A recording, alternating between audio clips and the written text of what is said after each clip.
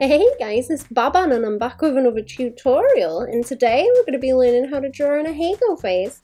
So to start, we're going to go over some of the construction lines, getting everything lined up and also being able to move the jaw around. And then we're going to move on to having a look at putting all the details on the face and making it look right, specifically the little details in like eyes and mouths that I like to do, so that we can improve the way the expression reads. And lastly, you may add fluids at your own discretion. I will not be including that in this tutorial. So let's get going. Okay, so drawing the base, we're going to start off with just a circle for where the cranium is going to be, and then to get the right angle for the face, which we're going to want a little bit more tilted back so that the expression reads a bit better, we're going to just go and put that crosshairs on the middle, and then I'm going to draw the two sides of the face, just kind of putting it down as a rectangle there, and then I'm going to block out where the line is for my teeth and my cheekbones there, and also go and put the eyes in just where I'm nibbling them in now. I've also put the front row of teeth in, or the top row of teeth, just so we know where those are, and everything is keeping into this little perspective that we've set up, just with these crosshairs in the middle. Everything's kind of keeping onto this front plane as well. Now I'm going to put the side line for where the jaw is down the side of the face, just halfway between that front bit and at the back, and then we're going to go and pull that down into the jaw. And you can see what I've done is drawn a line straight down and then kind of just pulled it back as the jaw's opening and swinging around just in that arc down there, so that we see where the chin is. And then we're going to put in the bottom row of teeth like this, so that they have the right placement too. We're probably not going to be able to see them, but it's best to know where they are so that we know when they should and shouldn't be shown. Okay, so now that we've got that as a base, we can go and start drawing our face onto it, because we've placed all of our features onto it. So I'm going to start out by drawing the side of the face, and I'm going to make it quite kind of rounded and out. We really want to exaggerate that cheek and kind of pull the chin down like as much as we can. You really want to hyperextend the way that the mouth has been opened and the chin is pulled down. So we're going to make it a little bit kind of pointy down there. I'm even going to tuck that in a little bit more at the side just to exaggerate it some more. I'm also going to go and put in some eyebrows, and I've sketched in the eyes too. I've left them kind of where they would be normally, just as a bit of a reference point for where they would be, and then we can change them a little bit later. And the next thing we want to go and do, I'm just going to go and put a few little eyelashes on, add a bit of detail there. We'll put in just a fold of the eyelids up the top, so it's just a little indication of that. And also where I've put my nose in there, I did sketch a little line underneath just to indicate where it was. So we're going to put that in, keeping in mind that it's going to go off to the side a little bit just because of the angle that we're looking at. And I'm also just going to indicate it with just a little shadow under the nose, and you don't want to make that too heavy.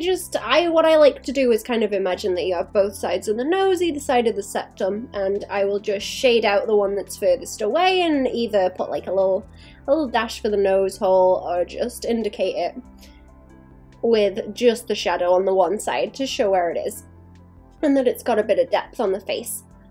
Just going in and putting a few more details in, and then we're going to go and look at the mouth. Now, as I draw that, you can see I'm going to be pulling it quite wide open, and I'm rounding out that chin a little bit more where it is there, and then bringing it up around to the cheek. Now, the trick to these faces is to really give them like a lot of wrinkles, like as many as you can, and really round them out. And they don't always work in just sketches. They don't tend to look quite as good in sketches, but once you shade them, they look a lot better. But if you kind of bring in these heavy shadows and wrinkles like this, then it will help them show up a lot more and read a lot better if you bring in these chunky lines I found. Now specifically with these wrinkles, you're going to have two that bunch up around the cheeks like I've drawn in either side here, and then you can see I've put that little kind of dimple just underneath the bottom lip and in between there and the chin.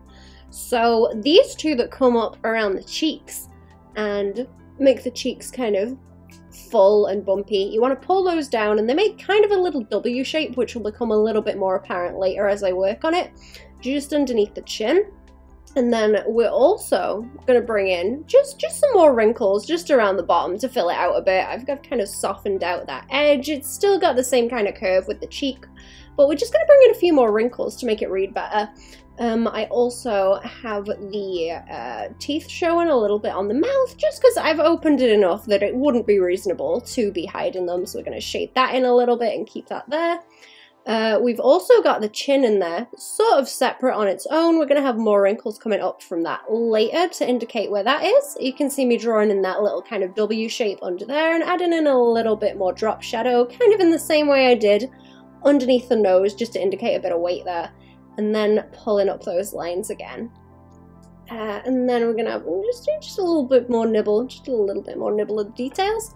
Since we've got most of the face done now, and we can start going and adding in fancy things like the hair and any other little details that we want to fill it out a little bit.